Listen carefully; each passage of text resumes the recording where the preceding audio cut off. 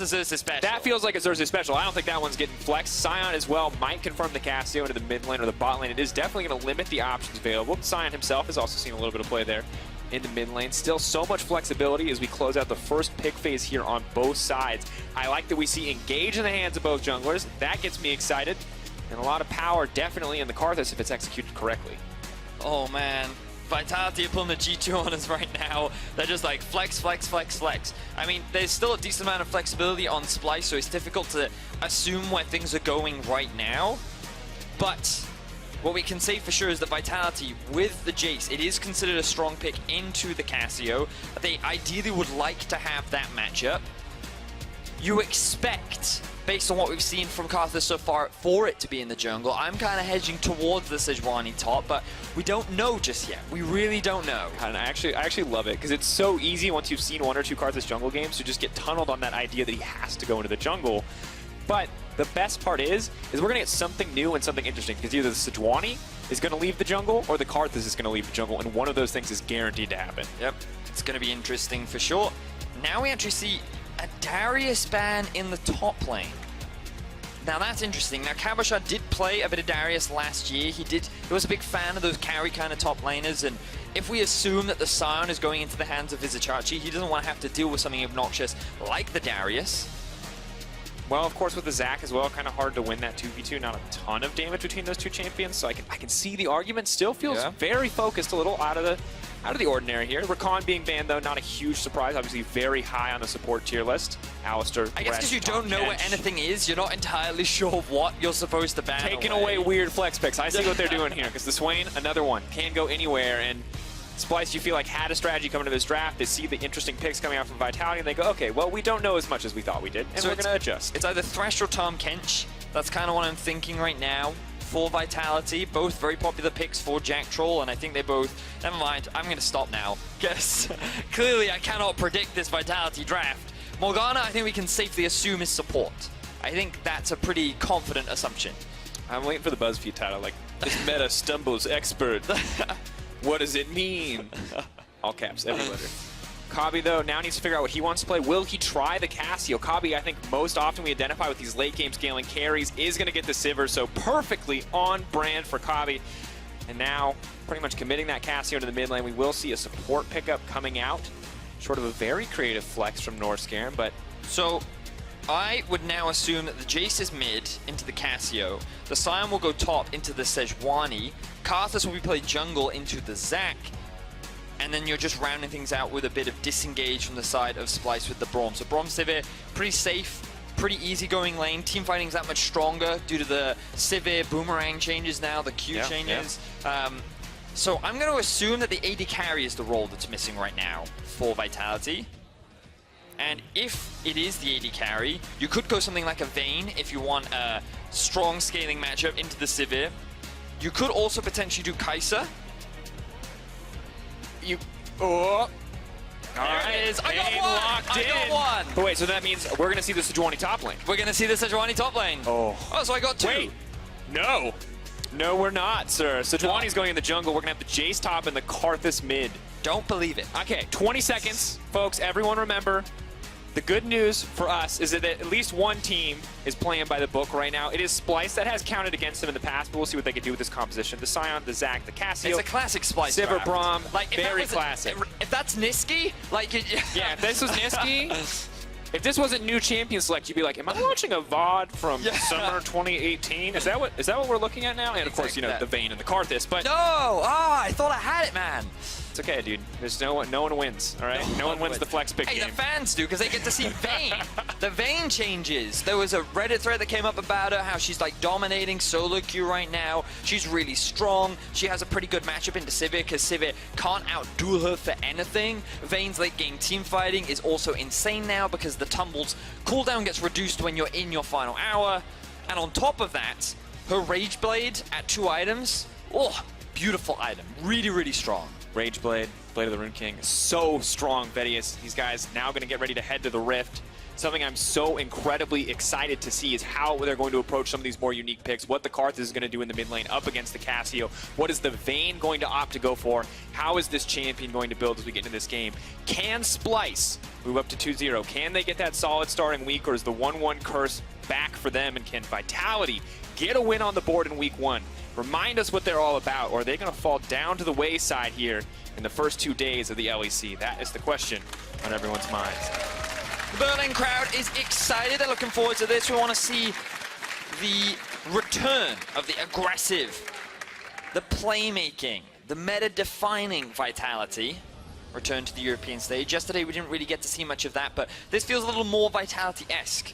They have strong side lane power. Cabochard on those kind of carry champions with the Jace. Jiizuke on a very powerful mage. He does love those mages. Things like Ryze and Azir were champions that he played a lot of last year. And Attila, he is now on the big carry in the Vayne. This team fighting from Vitality is very even to that of Splyce, and I'm excited to see how things will play out later in the game. In Vedius, I got to draw our attentions immediately to the rune selection here from Attila. Hail of Blades coming out. We've seen it on Xin. We've heard about it on Kindred. Now showing up on the Vayne as well. Talk to me. Why the choice here? So with the Hail of Blades changes, you now get 110 bonus attack speed the moment you get put into combat, but any kind of auto attack reset doesn't proc it. And basically what it means is you can proc your silver bolts very, very quickly. Right? And you know that your tumble kind of resets your auto. You can do auto tumble, auto into condemn, and you can just you blow people up very, very quickly. It's very potent on Vayne, and once you get Rage Blades, it's disgusting how quickly you get those Rage Blades stacked. So in teamfights, she becomes very scary. On 2 items, she's very strong, but you can't just blind pick her. She's not so safe. You have to wait for specific matchups, and seeing the Sivir, a champion that can't really outduel her or punish her, means that Vitality saw this opportunity to grab this big carry pick. And when Sivir was in meta, historically Vayne was considered the counter pick. Often teams didn't opt to run it because it was difficult to execute, but if these champions are ever left alone post-level 6, Vedius, I mean, Final Hour is just an infinitely better 1v1 ability than On the Hunt here. And that's just the reality. We will get a pause coming out. Looks like the issue is coming in from Vizicsacsi. I don't know, I forgot his name then. Got him. You recovered well. Yeah. And I love this game. Oh, Mowgli. We'll keep you guys updated, of course, as to what is going to happen here moving forward. But something I saw on stage that I felt like was really important to this game, Vedius, yes. and by really important, I mean not important at all, but kind of goes in line with a point that I want to make. Yeah. Splyce, very traditional. Scaling late game, playing by the book, you know, kind of as we expect Splyce to do. Their coach, suit, tie. Opposite side, crazy picks. Yeah. On the side of Vitality. Their coach, fur jacket and Yeezys. Ooh. And all I'm saying is both teams' coaching staff on brand in terms of aesthetic here. Quite on brand. Your Marek, he's very adventurous with how he likes to dress. And, you know, the fur coat, that's a new one. That's a new one. I haven't seen him come And out I'm just with going to say, I respect Duke in the classic style too, but sometimes you got to appreciate a man with a fur coat and some Yeezys. And it's the Yeezys that really, I'm no fashion expert. You may be familiar with this, Dracos, but even I know that going Yeezys with a fur coat is quite an edgy decision-making process when deciding what clothes you're going to put on that day. I love you for following me down that rabbit hole. Of course, we are still waiting for updates for confirmations on the pause. It is from the side of Vitality. Mowgli has paused the game. They're laughing about the fur coat too. They can't get over it. Jiizuke, the classic laugh. That Teams won the heart of so many. Not always supposed to communicate during the pause. Jiizuke can't contain himself. I really want to know what they're giggling about. Maybe someone else is showing socks. It's like yesterday with G2 and Oh, God, don't get me on about that. I forgot to ask Perks about that. I really want to know what that whole sock situation was. But they're just giggling to themselves. It is our 3rd game of the day here and only the 2nd day of the LEC. New season, new rivalries. We're refreshing one of those old rivalries today. Of course, these two teams have a lot of history, frequently playing against each other in playoff This was important actually, matches. I believe this matchup was also when we had the teleport backdoor from Attila on the Varus. Yeah, with the Varus, for sure. I think it was Splyce that they were playing against. It was last year. It was Rocket. It was Rocket. Oh, you're right. Because it was Memento. I want to thank production for immediately getting in our ears. Yes. Because it was Memento that they were playing against. I remember now.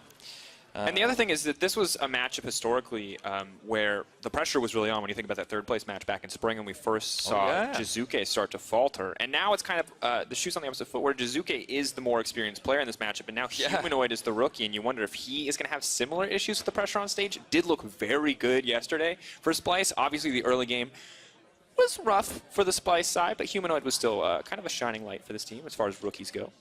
I find it funny because I read a comment yesterday which is like, you can take the players out of Splyce, but Splyce is still Splyce. And like this draft is just so iconic to what they found success with last year. And what I'm hoping for is that it's like a transition period, that while the team is learning to gel together, while they're figuring out what best works for them, they're just kind of adopting a style that Kobbe and Xerxe did find wins with, and that they can showcase more aggression in the early game, like they were leaning more towards at the very end of summer with that old Splyce roster, because with the way the current meta is playing out, you can't afford to be slow. You can't rely on that scaling. You've got to have strong lanes. You need to be able to generate pressure. And right now, when you kind of look at how the draft has played out, Sion versus Jace. The Jace has Kleptomancy. Jace is very obnoxious to play against. He's very strong in the 1 versus 1. Karthus versus Cassio, I think that's very much just a farm lane, pretty neutral. No one's really going to gain much pressure there. And Splyce, they should have pressure towards the bot side of the map in terms of wave clear,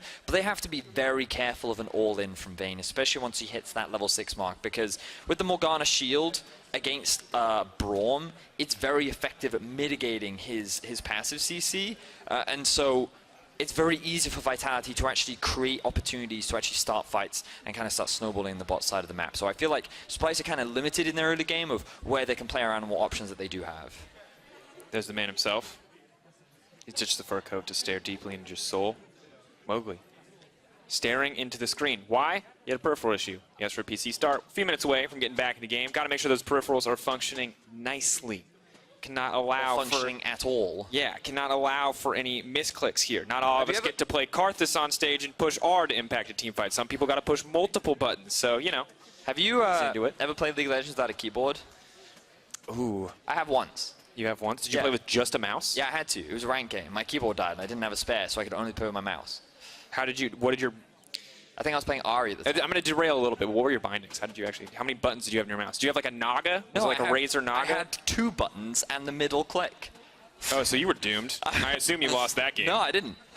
I mean, I got carried, but I'm not going to pretend that I won it. But it was, yeah, it was an experience. It's really I'm just saying, if you set right click to move, left click to Q, and middle click to ulti, you could play Karthus jungle. Yeah. That's all I'm saying. You could. You'd miss Wall of Pain for sure, but I feel like you could still make an impact. Every time you also try to buy items, you just keep queuing things. Because you literally It's not a flawless strategy, all right? You're still just playing with a mouse. It's like, let me click the shot. Eyebrows. Peter Dunn, no longer the on-stage coach, taking a step back to help build up the regional league team along with the main roster team. So he's still very involved with the Splyce roster, but he's also taking some involvement with the team that is playing in the ERL. I can't quite recall which league that they're playing in. I believe they're playing in the LVP. Ah, okay. They brought over Tierwolf. They have Freeze on the lineup as well. Quite an exciting one to keep an eye out for. Well, folks, good news is we are getting now back into game peripheral issues, hopefully resolved, and now we will continue forward. Of course, keep in mind we're still kind of waiting for that Vayne to hit level 6, and it's also paused again. What's important to remember here is that we're all having a good time as friends. Yeah, we're bonding. Tell me, Dracos, what is your favorite meal? Oh, that's really hard. It's really easy for me. Is it? Wait. Tuna pasta sweet corn. Chicken pasta sweet corn. No, that's a go-to usual, but it's sweet and sour chicken with extra pineapple. Okay, I can remember that. That's that one's also very simple. I went for simpler. I was wrong. Yeah. I forgot. Love sweet and sour. All right, officials, I believe, have confirmed no issue here. We're going to play through on this one. So just waiting for a few moments to get sure. Make sure everyone's situated, you know. Got to appreciate when the pause came through, Jiizuke kind of like pushed his chair back and spun around in a circle. You need to give him a moment to kind of awkwardly scoot back in. His feet don't touch the floor, so he's got to, you know, do the wiggle. We've all been there. That's a good, but when you sit, do you like to have your feet touching the floor? Or do you like to let them hang? I'm very tall, so it's very rare that I encounter a chair where my feet don't touch the floor, so I enjoy letting them hang. It's a novel experience. I always put the chair at the highest it can possibly go. I like to be tall when I sit. It's, I I don't know why. I guess I too am a... It's a power thing. Yes. I want to be lord of my PC. All right, that nonsense. Now we're back in game. We can talk about League of Legends. It's a good day. Yes, yes, audience, I love your energy. Thank you for bearing with us on those first few pauses. We are now back. Game 3, Day 2, LEC. It's Splyce versus Vitality. Splyce doing Splyce things. Vitality mixing it up in Vitality fashion. Really on brand across the board. And farming will be the name of the game in the early stages of play. Cassio and Karthus scale extremely well. They're kind of waiting for those mana items before they can really start to look to get aggressive. Mowgli level 2. Took a lot of damage on the clear and has already used his. That's because he had to solo it, unfortunately. Yes. He had no pull from anyone. He was just kind of left to his own devices. Scuttle Crab there, though, will let him heal up a little bit. Xerxe, of course, going to be a lot healthier on the Quite an interesting path, though, because he can't afford to try and invade the blue buff. This would be level very 3 dangerous. to level 3. Remember, he has no push in top. He's got the ward here. Zach will probably walk. This isn't that fast. I don't think Zach could just use the elastic slingshot to get This closer, but he knows exactly where he is. The smite will be up and available. Xerxe's smite too, but Xerxe doesn't know what he's walking. Oh, he's got it. He's walking forward. He doesn't know. Oh! Does manage to get it. Now going to continue trying to get the engage on his Xerxe. Has not used the elastic slingshot once again. Can try to make the safety. Needs to use it before the 4th hit. Well timed from Xerxe to make it out of that one. Could have been disastrous. Now Sejuani is just invading the Zac, stealing away his Krugs. This just goes to show how weak Zac is in the jungle. When you get forced out by a Sejuani, you're definitely not having a good time. Jace was able to get the push in on the top side of the map. Excuse me, Jiizuke also gets some pressure down, but now Attila in some danger. Well-timed Black Shield to stop the stun from going through. But Vettys, we had this conversation earlier on the desk, which was basically tanks that do damage are just miserable to play against. And Sejuani in the early game is a tank that does damage. So Zach, sadly, can clear the jungle. Not going to do a lot of damage here. Norskeren, though, getting frisky, throwing it down. Black Shield will be available. 3 auto attacks. Looking for the 4th, the flash forward, the stun, the heal now coming out. The ignite is there. Attila running the flash forward from Kobbe. They wanted to get it. Black Shield, not enough. Can't stop the auto. The pizza gonna bring it home. And the Splyce bottom lane find themselves first blood. This is not how the lane was supposed to go for Vitality. This is not how they wanted to set up the Vayne for success. Excellent way to start the game for Splyce. And you have to wonder, they picked the Morgana. They felt like they had the pushing advantage. They felt like they could survive in the lane against the Sivir, but just well played. That aggression coming in from Norskeren. Flashback to the Braum days on Rockhat. This guy living up to that aggression we expect. And it was Attila and Jactroll that actually had the push against Kobbe and Norskeren. You can see that the wave was slowly pushing towards them. They were trying to be aggressive, but then Kobbe steps up. Attila spaces away from Jactroll, who doesn't have the Black Shield available.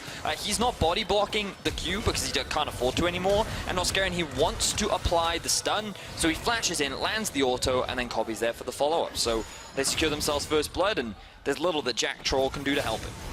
Well played, of course. Cole already coming in for the Vayne means he kind of resigned a little bit in that lane phase, but with Jiizuke now picking up a blue buff. Vitality not exactly where they want to be. Jiizuke getting the blue buff, the highlight, or the rest of the team. But there's also a very early blue buff. That's the thing you got to appreciate, because Mowgli, remember, he stole away Xerxe's. He's not behind in farm because he was also able to steal away the Gromp. And that means that Karthus getting a blue buff at level 5 will really help. Oh, rinse and repeat. Goes in, waits for the Black Shield to land on the target. You can only shield one person. Beautifully played by Splyce. You wanted some early aggression, and they're here to deliver, Vettys. Love this from Xerxe, who recognizes that there's no summoner spells in the bot lane for Vitality. Let's try and keep this Vayne down as much as possible. Very clean execution, and Vitality, they literally just get back to lane. They have no vision of that burst. Jactroll expects the engage to go onto him. Unfortunately, Attila was their target all along, and he ends up losing his life. And I think he sees the Braum leap forward and doesn't realize the Zac is coming as well. So just across the board, very well executed by Splyce. You can see Jactroll picking up what farm he can, but Kobbe, now with the boots too, just gets to walk up, pressure this lane, take down some of his turret plating, get some extra gold in his pocket, and a snowballing Sivir. Definitely not what you need. Luckily, Kobbe's going to take enough tower shots that gonna get some comfortable farming time for Attila on the bottom side. Definitely didn't want to take that many tower shots. He just wanted that last hit of the turret plating. Couldn't quite secure it, but still 2 kills now in favor of Splyce. As you rightly said, we want to see some early game aggression. Given that the team fights are going to be very volatile, putting that Vayne behind and getting the Sivir ahead is extremely valuable for Splyce. And it kind of goes to show again, Vitality struggling in this early game, still finding that cohesion and making these small mistakes that the enemy teams are primed and ready to capitalize on. Absolutely. The one piece of good news is that they are getting an Ocean for the Karthus in the mid lane. That's going to be huge, as well as for the Jace on the top side. Top lane Jace not always known to build the tier, a little bit more reliant on that Klepto to pick up a few of those mana pots. So this will make a lot of the individual solo lane matchups easier, but still finding themselves at a 1.5k gold deficit just about 7 minutes into the game. That Sivir bounty telling us a pretty big story as Cabo tries to sidestep, but Vizicsacsi going to go for it. They know Xerxe's now coming in. Keep your eyes out for the Elastic Slingshot. Xerxe not going to charge it yet. That's an interesting animation. Slides forward and was never there in the first place. I believe he was just sitting in the brush, just a bit of a spectator issue. And Cabochard, he is going to be safe. He wasn't forced to burn the flash. Chachi is sitting on an Ignite right now, which is why I think Splyce want to try and play around that lane. But, you know, this is something that we have to respect Xerxe for. Zac, not typically known for being a very dominant early game jungler, while you do have very long range with your E, and you can set up some creative ganks. Normally, you still don't see that many ganks in the early game with this champion, but it is a big favorite of his. He's been playing it ever since he arrived in the LCS, now LEC. And he has found a lot of success with it. 11-7 is his all-time record. Now he's looking for another He just walks up and immediately starts channeling. Now I'm going to back off here, starting to heal up a little bit as well. And he's ready to go in there, just constantly threatening. Attila, though, with the level 6. And still, he has to play on the back foot, just does not have the items that he wants. Cole is going to be a big point. Once that catches in, maybe it allows Attila to catch right back up. But for now, respecting the push pressure from the Sivir. So the game returns back to farming. Where will the junglers look to gank? Mowgli, he could look for a potential gank down towards the bot side of the map. Still no flashes available for Kobbe and Norskeren. Cabochard, he doesn't really have the lead that he would want up against a Scion. I feel like that he has just been a little bit mindful of where Zac could be and the possible all-in power, especially with that Ignite on Vizicsacsi.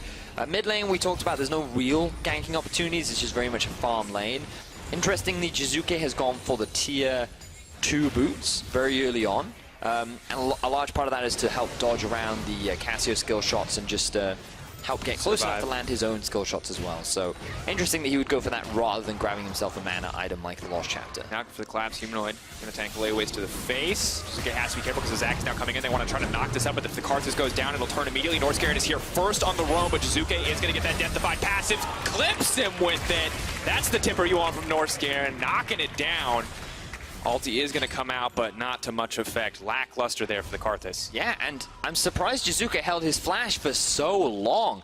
I think at one point he just accepted that he was going to die, then he realized that the last hit wasn't coming through. He thought he could get away with his life, but then Norskeren comes in with the ultimate to secure the snipe. And Splyce, they find themselves with 3 kills now in this early game against Vitality. So Jiizuke, he thinks he's fine. The grounding comes in, so he can't flash out of this situation. Actually, that's a large reason why he can't flash away, because of the grounding. I completely forgot about that. So he gets locked in place, and it allows Norskeren to come in close and land that Braum ult. So actually, great play there from Humanoid. Really good setup from the Miasma. And, I mean, that just explains why Jiizuke could run. Flash forward, the Ignite's kicking. That's got to be a dead Cabo. He's running. The buffed Ignite. Ooh!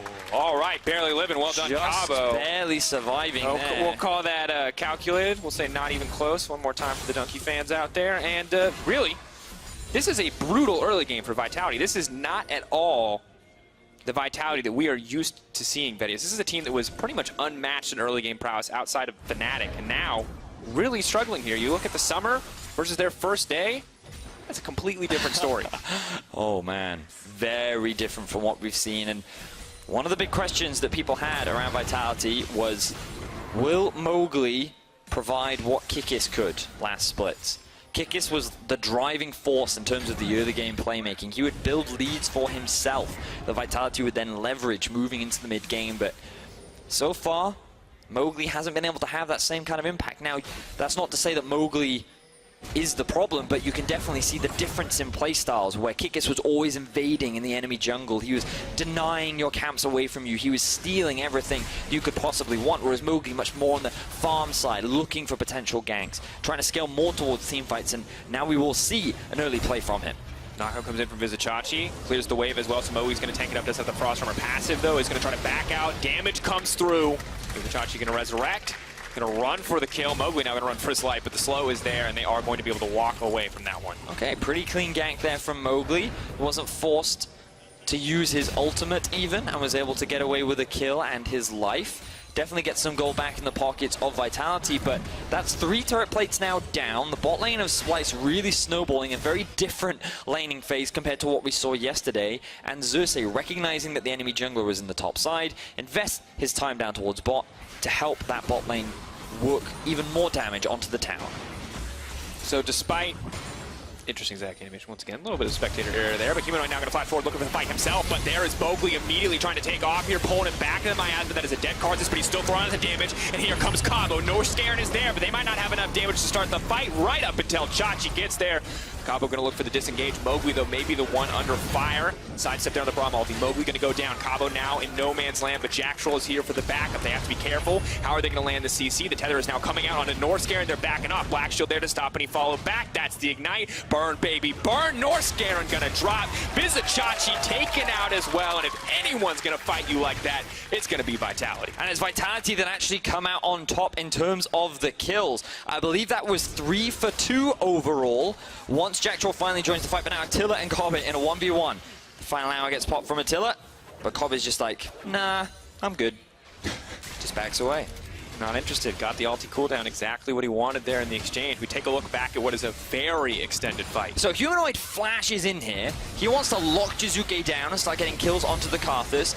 Karthus does have the ultimate available, but doesn't actually use it in this exchange, and Humanoid then gets blown up by the TP'd in Cabo. Now, the extended exchange here from Splyce, while it looks good because they have a numbers advantage, they're kind of divided in who they want to focus down. Norskeren has his attention onto Cabochard, while Chachi and Xerxe have their attention onto Mowgli. And while they kill Mowgli, it actually allows Jactroll to join the fight, and Cabochard is able to have his 1v1, which is where the Jace thrives. So they end up getting themselves 2 kills back, and it ends up working overall to be a net positive for Vitality. And good for them to find a way back after what was, you know, struggles in the first few minutes of the game. The gold as we approach the 15-minute mark, just about dead even. 200, 300 in the favor of Vitality, along with that Ocean Drake. Towers falling, though, is the next big thing that we have to look at. Mowgli on the top side, potentially ready to contest a little bit more here in Vizicacsi's lane. Ooh, but now he's in no man's land. He's going to dash over. Knockup is going to be there. Humanoid there with the follow-up. Knockup does not connect in the end, so Mowgli gets to walk away, but very much playing on the razor's edge. So the turret plating has fallen off. If we could see how the bot tower was doing, I feel like Splyce are very close to knocking that one down, whereas Cabochard is in a very similar position up towards the top side of the map. So it's very much a race between these 2 lanes, between Vitality and Splyce, who can secure that first tower. And we may very well see a swap from one of these 2 teams. Splyce do have the option to actually push out this wave, go back to base, and then transfer up to top lane so they can get that first tower. But it looks like they're way more interested in finding kills. Ooh, Gizuke managed to get the knockup on Attila. He's now running for his life. Soul Shackles comes out to get the disengage. Now Xerxe ready to threaten, but they're just interested in the tower, burning those cooldowns to force back the bot lane of Vitality. Vitality themselves, though, looking to fire back with a Rift Herald. I like that aggression coming out from Kobbe and Norskeren. With the Storm Razors completed, Sivin knows that he can quite easily trade against Attila. Both of the summoner spells from the Vein have disappeared once again. And Kobbe and Norskeren showing that proficiency with each other after what was a very difficult game yesterday. And now Splyce, they're just keeping up the pressure, looking to get a bit of deep vision down. They have control of the bot side of the map. The Ocean Drake is their next objective, and they're setting up for it very calm, very calculated in a very traditional Splyce style.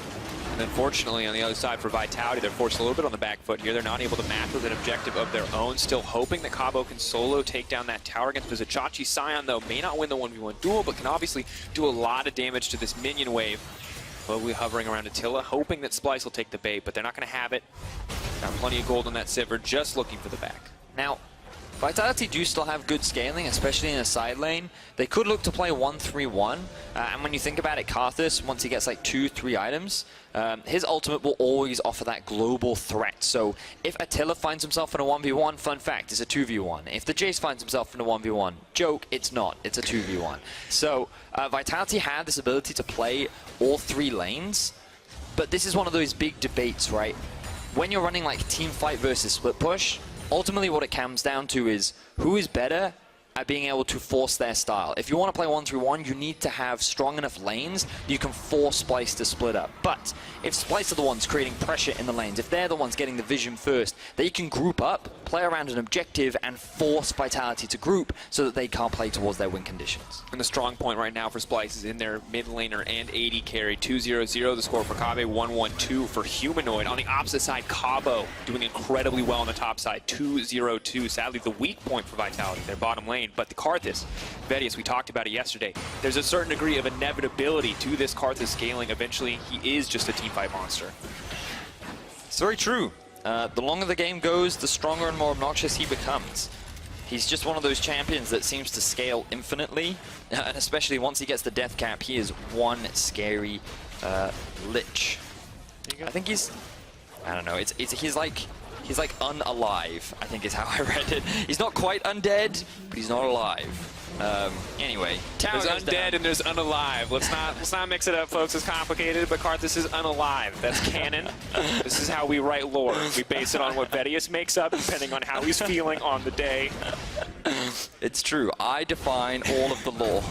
Now, 3 members of Splyce in the top lane. Jactroll going to move in, though. Knows that he's locked up here, tries to get the soul shackles. Uses just a little bit more. Now wants to back off. Xerxe trying to find the connection onto Attila, but he's still alive. It's going to require a massive outplay from the Vayne, but they're getting lower and lower. The Karthus ulti now going to come in, but now that the Braum is connected with the concussive blows, Attila is all but doomed. The third stack doesn't proc, but Humanoid now in trouble. Cabo trying to come in and clean up, but the rest of the team is here. Jiizuke now going to have to back off. Cabo running. Mowgli stuck between a rock and a hard place. Has to flash over the wall as well, and things are just falling apart for this Vitality lineup. Really good play from Splyce, though. They send Xerxe top because they want to siege onto the tower. They know that if they just have the numbers, they can easily take that objective.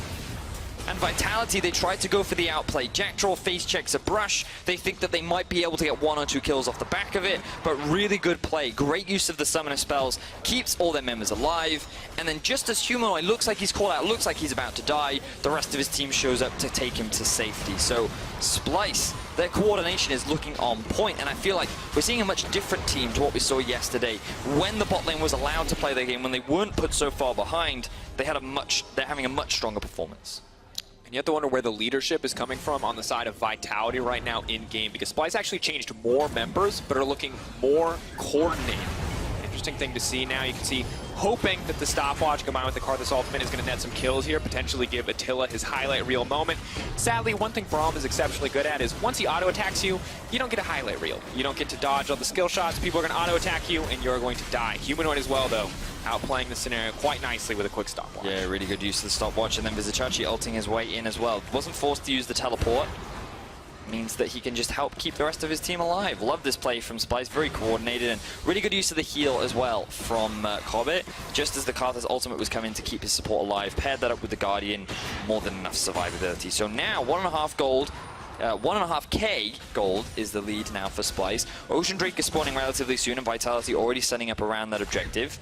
But the Baron is spawning in about 10 seconds soon, and with the lead that Splyce have, it's very easy for them to force Vitality to come to them, create these 5v5 situations that they're looking for, and you kind of see this 3-item Sivir starting to come into fruition. That'll be the big swing factor for Splyce. Of course, the most terrifying thing that Vitality have to consider now, other than the on the hunt, is it will come out against Cabochard. They're hoping to catch him out the sidestep. Oh, the to the skies is just so clean, but sadly it is not enough. Too many members there. Kobbe going to pick up the kill.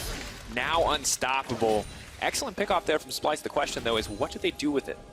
Well, I don't think they can convert it into much. They can start pushing up this bot side of the map, and Vitality, because they're the ones in more control of the top side, they're going to try and get some vision down. Humanoid just finds a solo kill.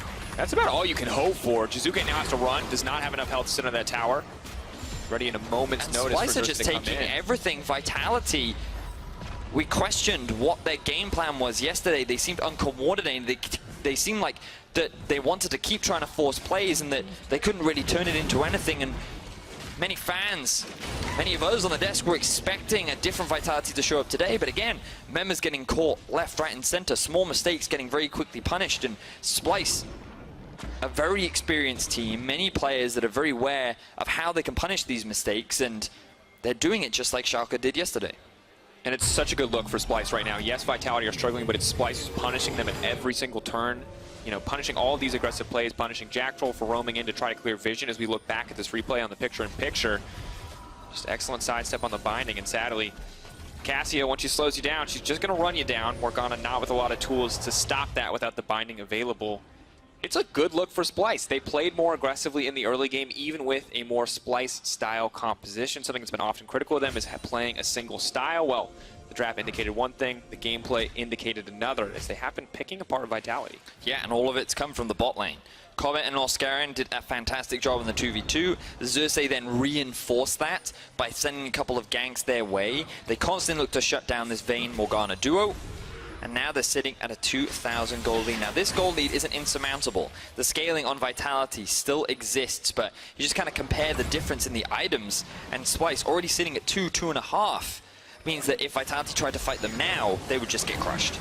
As the second ocean will fall, a big question is where's the Rift Trail going to go? Mowgli, of course, picking that one up means it could recoup about 1,000 of the gold loss if they can use it to break a tower. But right now, as it ticks lower and lower, it does not look like Vitality are going to get an ideal setup with that very powerful cooldown.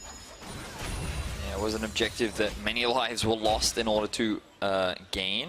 He has just gone back to base. I wonder if he's going to bother to throw it out or not. It is very close to timing out.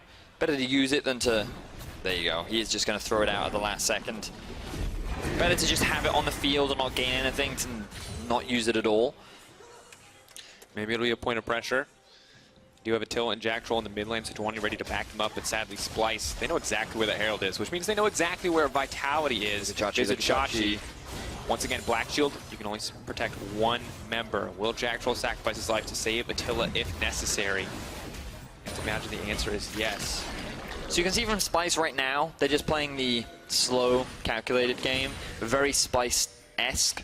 They like to play around vision a lot. They like to make sure that they have waves pushing. I believe top and bot is actually pushing in their favor. And now they have full vision control around the Baron area. Now you'll see every time they push up mid, they'll try and get deeper and deeper wards. Very textbook play from the side of Splyce. And while in the early game, Norskeren, careful. This man lives on the edge. He's got a pink keyboard. He's got a pink Braum skin. He's fearless. He's a fan of the pink. Just like the pink. So do you. Look at you. Thanks, man. Matchy. Twinsies. I don't have his luscious hair, though. That's true. Some luscious hair. He has cool glasses, too. All right, that's a little weird. We're getting a little too personal with Norskeren. His smile. His eyes. The way he looks at you. But we were critical of some of the things that Splyce showed last season with passive early games, waiting for scaling options. They've obviously played much more aggressive. But the one thing we were never critical of is that once Splyce are in that area of the game where they are so incredibly comfortable, this mid to late game stage, they're very, very dominant. And they've now hit that point quite comfortably. 25 minutes to the game, double ocean, 3K gold lead just about. Things look good. Yeah, man. Splyce are scary in the late game. You know, they used to be known as that like 40-minute team, and if they got there, you very rarely won.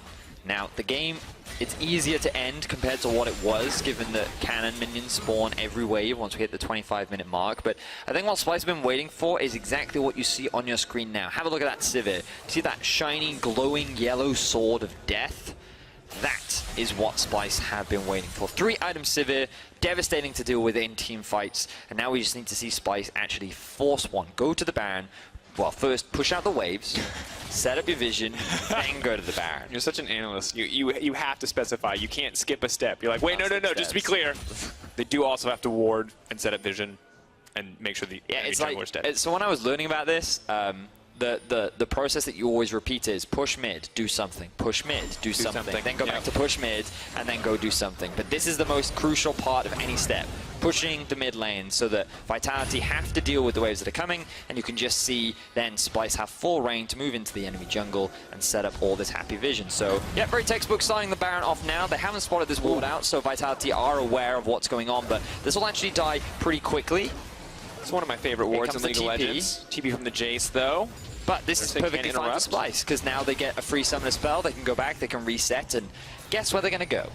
Is it mid lane to push? It is, in fact, mid lane to push, Daniel Dracos. I feel like you've read the textbook as well. No, I'm just learning. I'm learning on the fly.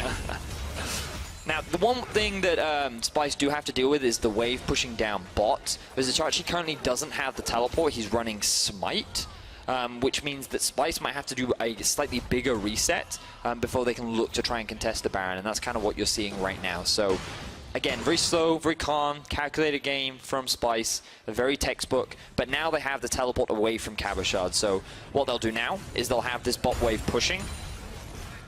They'll wait for Cabochard to show up so that he's clearing the wave, and then they'll really threaten the Baron. They'll say, okay, we're actually committing to it now, because you're either going to fight us 4v5, which, fun fact, we can win, or you're going to give us the Baron, which, fun fact, we then win again. So Splyce are a great way. If you ever want to teach someone how to play proper, quote-unquote, League of Legends, this is a very good team to study. Good to look at for sure, but we talked a lot from Splyce's perspective. Let's take a look at the Vitality angle. They got to make a play, man. They got to go for something. Because if they just sit and wait, Splyce will set up the textbook that will make it very difficult for Vitality. Now, the Vayne is on 2 items. She's a full item behind the Sivir, but it is still threatening to deal with. The fact that you have the Rage Blade means that you will still deal a lot of damage, and the outplay potential that is available to you on a Vayne with a Karthus that has 2 items as well. These fights can still be swung, but Vitality have to find some creative fights or a pick somewhere if they want to stand a chance. But just look at the minimap right now. You can see Cabochard in the bot lane, the Mountain Drake has spawned, and Vitality, they can't afford to answer. No, slowly but surely getting choked out of the game, a difficult spot to be. We see the Vayne, 2.5 items approaching 3. We were, if you were a Vitality fan, you were hoping for that power spike. You're hoping to see Attila go to these side lanes, take down the opposition, but he's just not getting the opportunity as the threat of Splyce grouping as they are now, as they take the Mountain Drake. Simply too great. They just have so much raw power. And look, Sivir's so far ahead that the QSS pickup is easy, not even going to cost anything. But Splyce can't afford to slow this game down too much. I'm surprised that they put more focus on the Mountain Drake there rather than the Baron, because that was the perfect position to take the Baron. But I guess they feel that with the Mountain Drake it will be easier to secure the Baron, and they can easily set that situation up once again. You can already see the Scion heading down towards the bot lane. He's going to create a window for them to go force the Baron once more.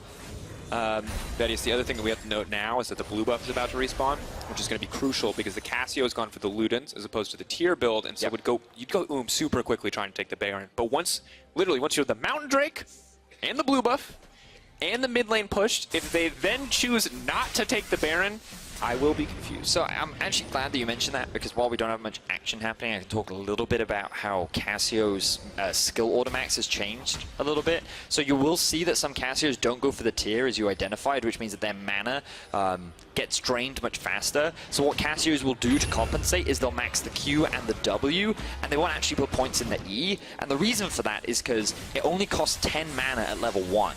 So you can still spam it, you still get a lot of damage from your Q, the Miasma slow increases as well, so you have a lot more utility, and you still get decent damage from your E because it's empowered by the poison as well. So just that slight shift that you see in Cassios means that they can have a much stronger mid-game spike by being able to rush the Luden's Echo. Mowgli, though, potentially caught out in no man's land. Miasma goes down, trying to set up for the Zac engage. Is not going to happen, though. And all that utility for Cassio is now going to work out nicely. The blue buff is there. They're going to start the Baron. Norskeren trying to buy a bit of time. Vitality, though, sniffing this one out. They know what's happening until on the way in. 4K and dropping.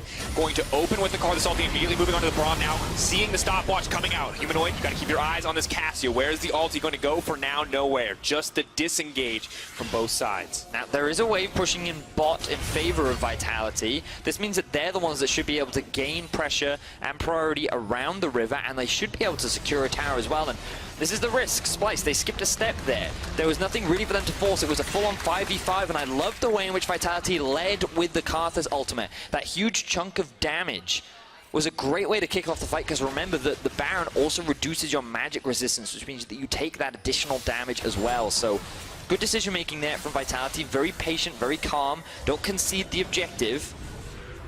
And they're able to buy a little bit more time. The Vayne now hitting 3 items. Karthus getting very close to that point too, but Splyce immediately back on the Baron. They haven't dealt with the bot wave yet. But the health bars are back up from that Ocean Drake. The double Ocean healing them up now as they move in to attempt this one. Jiizuke with no ultimate. The Karthus needs to get into the middle of that team, but it's going to be so difficult. The Zac is now coming in as well. Attila moving forward, looking for a little bit more here on the Vayne. Keep your eyes on that champion. Big burst of damage there. as the Silver Bolts does proc, but both sides playing it slowly, playing it surely. Humanoid stunned up, but not going to move forward, not going to get aggressive. They see Vizicsacsi is there to CC anyone who would try to take him down. Ooh, and that was very close. I liked what Splyce were doing. They tried to re-engage the fight knowing that Jiizuke and Mowgli's ultimates were unavailable. But they couldn't convert it into a successful fight, meaning that a lot of farm was lost to the bot tower. Cabo now slowly etching further and further ahead. 3.5 items on this Jace. And not going to get the red buff steal, sadly. But a good spot to be for Kobbe. Can't always contest Kobbe in these fights if he's not given the front line to protect him. And additionally, Vayne at 3 items too. Yes, and Karthus, you can see he's getting stronger and stronger. This late game for Vitality cannot afford to be underestimated, and forcing this Baron gets harder, and now Splyce, they're just going straight back to it. And we saw this from Vitality yesterday, repeatedly forcing the Baron. This time the Karthus Requiem is up. They get that one out, 5k. Gonna drop down. Jactroll ready to go forward, has been locked up by the Miasma. And Splyce backing off once again. But they're not really converting. They're not gaining much off the back of this. They want to try and start a 5v5, but Vitality, they're not actually allowing Splyce to pull this one off. Now, ooh, face check from Chachi. Gonna go down. Chachi now in trouble. Kobbe trying to zone out, but here comes Cabochard. Being forced back, can't be disabled. Tokyo Drift, not gonna get it. Gets taken down. Attila gonna grab that one. Kill gonna be a big pick up. The root coming in as well. Jiizuke tempted to try to fire back. Splyce still moving forward, playing a bit aggressive, but Vitality now firmly in control after about 15 minutes of nearly flawless play from Splyce. Man, Vitality now in a position to threaten the Baron themselves. They do have Mowgli alive. They always have to be afraid of the Xerxe aggression, but instead they're just going to send Cabochard towards the bot side of the map, utilize his 1v1 strength. Remember, we talked about how they do have this split push power.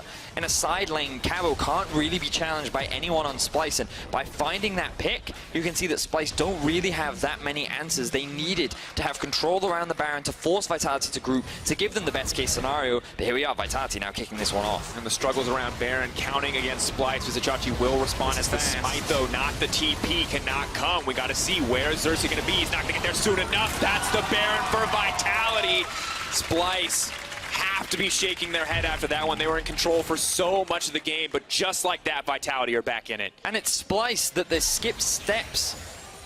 They tried to force the Baron multiple times. They did exactly what Vitality did yesterday, but the goals were a little clearer. The intent was, let's get that 5v5.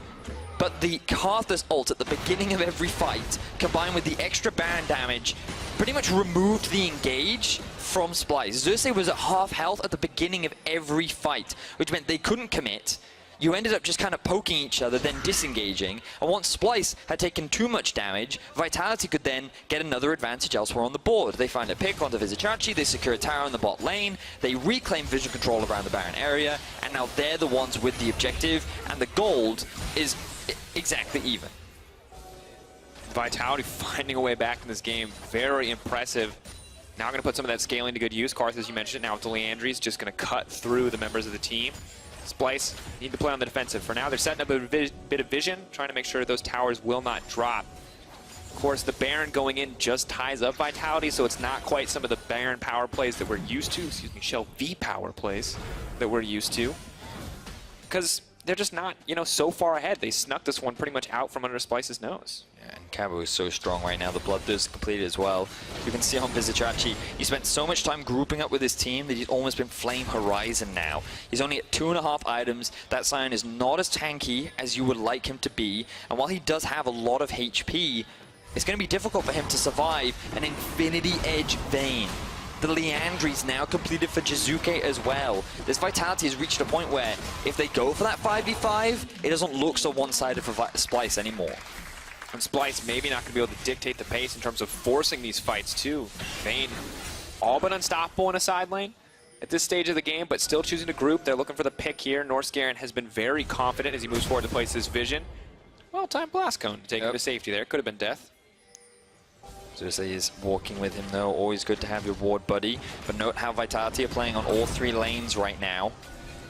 They're kind of spread around the map, utilizing the Baron as much as they can, getting deep vision into Splyce's jungle.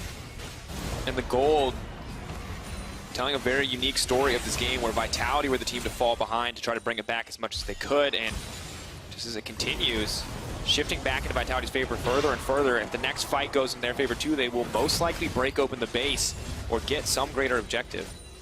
Look at the damage coming out from Jiizuke right now onto Vizicsacsi. Little to no magic resistance. He has a lot of HP though, so that Leandries does even more work. But the range from Vitality is still very short. Vayne, very difficult to get close to those towers. The wave clear from Kobbe coming in very handy right now. Vitality haven't yet actually secured any objectives off the back of this Baron. It's about to run out in 25 seconds. In full 1-3-1, Cabo in the top lane, Jiizuke hovering around the bottom lane in the three-man core of Jactroll, Attila, and Mowgli. Focused around the mid lane, but you're right, not able to get any greater objectives. Cassio and Sivir pretty easily clearing through these waves, while Karthus has done some damage on the bottom side. Not able to get much of a greater advantage. Xerxe doing a good job of kind of hovering in fog of war, making Vitality question whether or not they can fully commit to taking one of those towers. We're now getting to a point in the game where one decision could very much just end the game. Death times are getting really long. All the minions, now that we've hit 37 minutes, have kind of reached max scaling. So they're really strong as well. The kind of intent was that you don't need a Baron anymore to end games. And the fact that you get cannon minions every wave makes sieging that much easier too. But you're now seeing this tricky situation where Splyce are afraid to fight because of how strong Vitality is with their 4th items being completed. However, Vitality can't force a fight, already split push, because the wave clear from Splyce is too strong. So now we're waiting for the next Baron to spawn, and both teams want to find an opportunity in this moment. Vitality, the best case scenario for them is that they actually don't fight around the Baron, and instead they split push. They just use the poke from Karthus to break into the base elsewhere. And you can actually see 2 members moving down towards the bot side of the map. Vizicsacsi has no teleport, and they may just try to rush this down, and Mowgli needs to be careful, as Splyce could look for an engage. I think Mowgli's the bait here. Binding does go in, the Black Shield as well. They're trying to stop the engage in its tracks. Meanwhile, their hand has now been revealed as Kobbe will start to push in on the bottom side, walking this wave in. Splyce now moving down. They have to respond to this one. Meanwhile, the rest of the team's going to get that mid-prio, walk up, get down a bit of Baron Vision, and Vitality actually going to get control of the pit with this play. I like that from Vitality. Smart. They didn't need all 5 members in the mid lane. As long as the other members of Vitality just played defensively enough, they could avoid any kind of engage from Splyce, and it will allow them to clear out the vision around the Baron area and threaten that bot tier 3. But you can see how Splyce want to group, Vitality want to separate, and while they could potentially still win a 5v5, again, Karthus, Vayne, Sejuani engage. And as your hashtag quick stat of the day, sorry, Vetti, Yeah, so this is now officially the longest game. It would be a Splyce game, wouldn't it? It would be a Splyce game. That does feel, yeah, on point. But of course, we have to remember back to the days of 2018 spring, where games were a literal year. We played 1 game in 2018. Now here we are. I had like 7 birthdays in spring of last year. It was crazy. Grew old. We had children. A midlife crisis. But now we're back in the prime of youth. 39 minutes into the game, the Baron respawns. Vetius, he's in the prime of youth, and that Zach is really trying to find an engage. Has not happened yet, but definitely wants to get something going here. Vitality willing to back off here, willing to give up a bit of that vision that they fought for earlier. A lot of deep vision in the enemy jungle. Cabo can use to try to find a flanking TP, maybe find his way into the backline. It's like this point in the game where I'd love elements of Nexus Blitz to occur. Hang on, could be a fight here. Oh. Battle Royale. Battle Royale. No? That's what I mean, right? You know, you get to this point in the game, and then all of a sudden an arena drops down, and everyone's like, I think the caster should control it. I think we push a button, the arena slowly shrinks. But of course, the perfect setup could come out.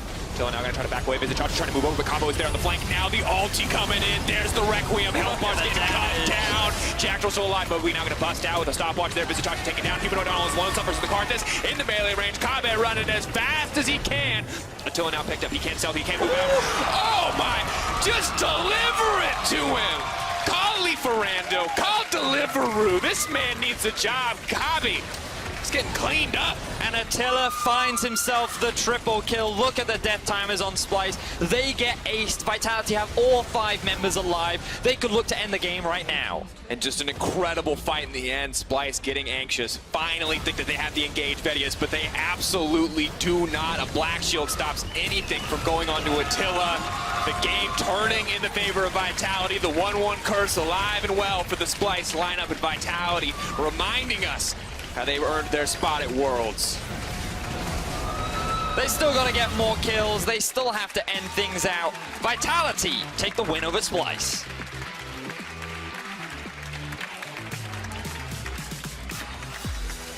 And at the end of the day, neither team walks away 100% satisfied. And both teams walk away with 1-1 on the week. You can see the shaking of the head from Yamato. He's got a smile, but he is very much like, that could have been like better. I wanted you to know, you ran it down for a little bit. 1, 2, 3, And that's what matters. And at the end of the I just got to praise Cabo. Because while things were going wrong on the other side of the map, Cabo kept a cool head.